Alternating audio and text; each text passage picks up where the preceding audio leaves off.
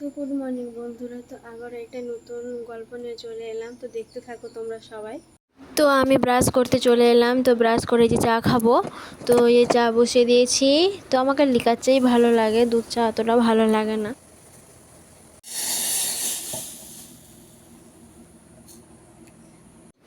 তো চলো চা খাওয়া যাক। তো আমি তো চা দিয়ে সেরকম কিছু খাই না, তো কালকের একটা বাসি রুটি ছিল, তো খেতে ভালোই লাগে আমাকে বাসি রুটি। তো সেটাই খেয়ে নিলাম আমি।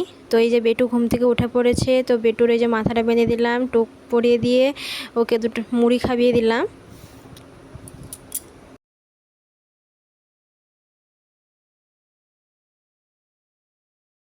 তো তোমাদের দাদাভাই ঘুম থেকে উঠে পড়েছে, যে তাকেও চা দিয়ে দিলাম।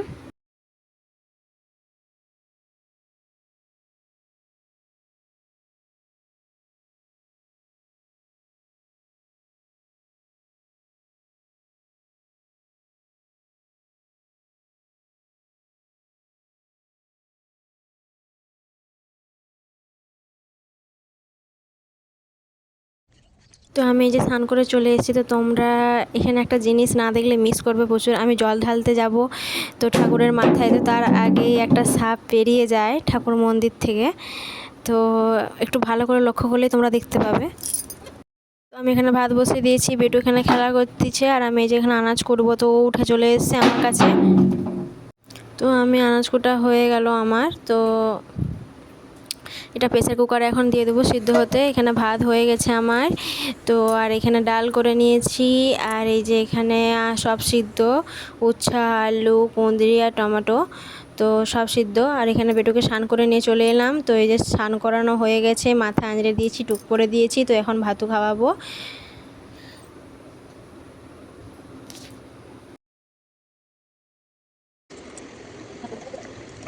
খাওয়া হয়ে গেছে, তো তোমাদের দাদা ভাই আর আমার শ্বশুরমশাইকে খেতে দিয়ে দিয়েছি। তো বন্ধুরা বিকেল হয়ে গেছে, তো একটু শ্বশুরমশাইয়ের জন্য চা করে দিচ্ছি। তো দুধের চা করতেছি, তো আমার দুধের চা একদম ভাল লাগে না। তো এই যে শ্বশুর বাবার জন্য করে দিয়েছি। তো এখন আমি আর বেটু একটু ঘুরতে যাব। তো চলো তোমাদেরকে ভিউটা দেখাই, কি সুন্দর জমি আমাদের আগের দিকে। তো চলো।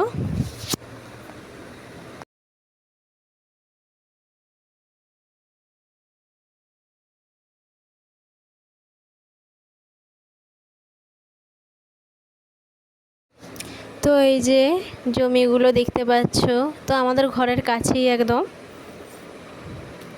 আর এই যে বেটু, তো ওর তো প্রচুর আনন্দ, কারণ ও অনেক দিন ধরে ঘর থেকে বেরোতে পারেনি, তা বর্ষার জন্য। তো এই যে ঘুরতে নিয়ে এসেছি, তো প্রচুর, মানে কি বলবো, ও প্রচুরই আনন্দ। তো তোমরা দেখতে থাকো।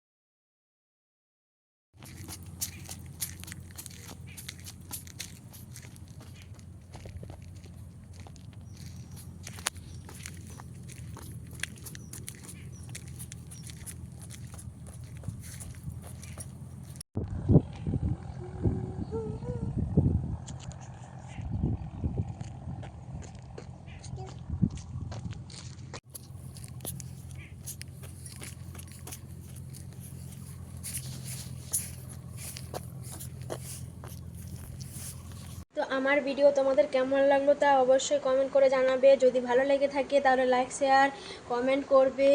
আর যারা নতুন দেখছো তারা ইউটিউব থেকে দেখলে সাবস্ক্রাইব করে দেবে, আর ফেসবুক থেকে দেখলে ফলো করে দেবে।